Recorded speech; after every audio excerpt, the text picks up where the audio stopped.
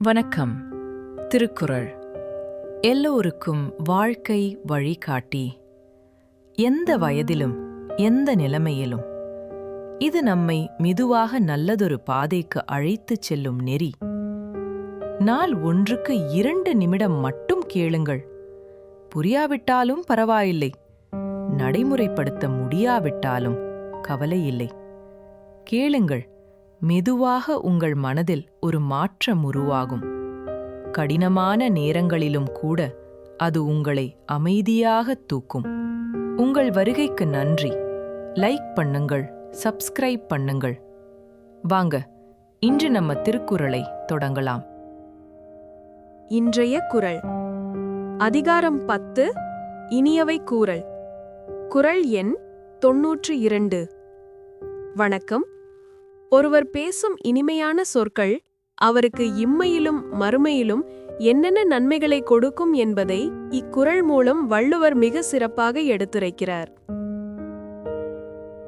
அகனமர்ந்து ஈதலின் நன்றே முகனமர்ந்து இன்சுலனாக பெறின். உள்ளம் மகிழ்ந்து ஒரு பொருளை கொடுக்கும் ஈகையை விடவும் இன்முகத்துடன் பேசும் இன்சொல் உயர்ந்தது என்று வள்ளுவர் கூறுகிறார். அதன் சிறப்பை பார்ப்போம்.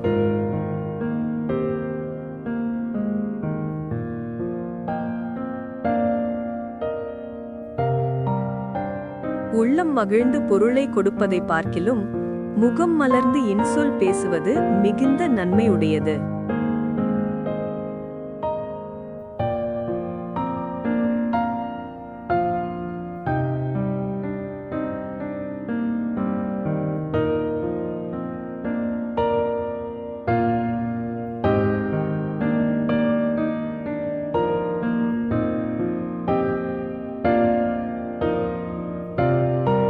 ஆம், நம் வாழ்வில் ஈகைக்கு மேலான அறமாக இன்சொல்லை கடைபிடித்து உயர்வோம்.